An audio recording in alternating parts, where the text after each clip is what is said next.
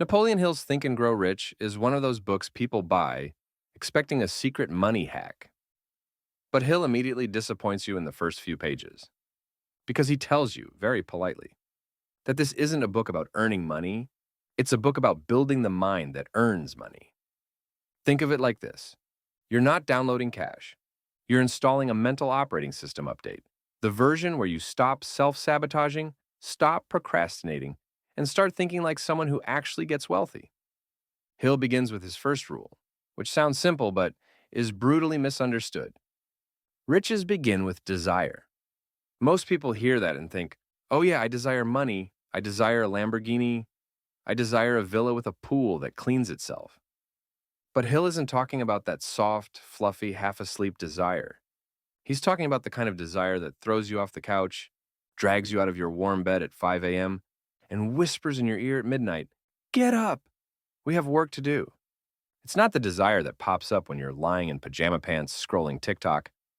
It's the kind that refuses to leave you alone, the kind that keeps your brain awake even when your body is exhausted, the kind that makes you stare at the ceiling thinking, I must do this, not someday, now. Then Hill hits you with the next step. Turn that desire into a plan.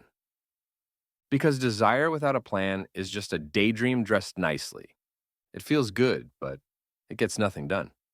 It's like getting into your car, turning on the engine, and telling the GPS, take me to wealth.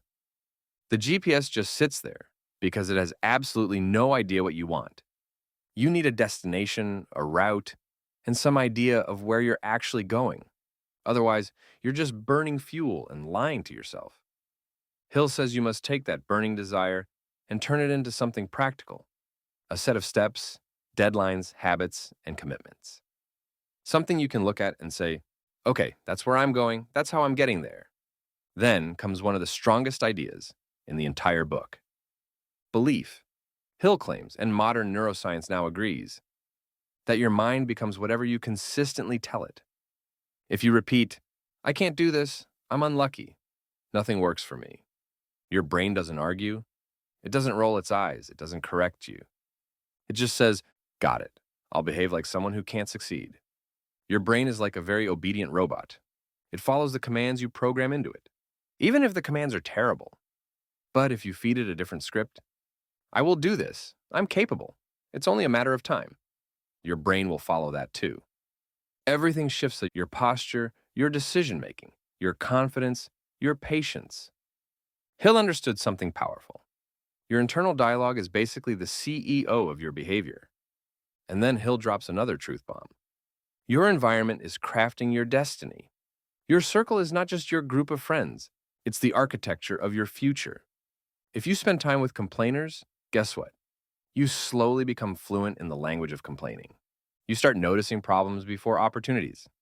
You start criticizing instead of building, and you turn into someone who waits for change instead of creating it. But when you surround yourself with people who want to rise, ambitious, disciplined, driven people, they pull you upward with them. Not because they try to, but because their energy forces you to grow. They normalize progress, they normalize effort, they normalize success. Hill calls this your mastermind. And he believed that no success, zero, happens in isolation. You become the product of the minds around you. And there's something else Hill talks about that often gets ignored: persistent action. Everyone loves planning. Planning feels productive. Planning makes you feel smart. But planning without action is like buying a treadmill and using it as a coat rack. It looks impressive, but does absolutely nothing for your health. Hill emphasizes that you don't need perfect action.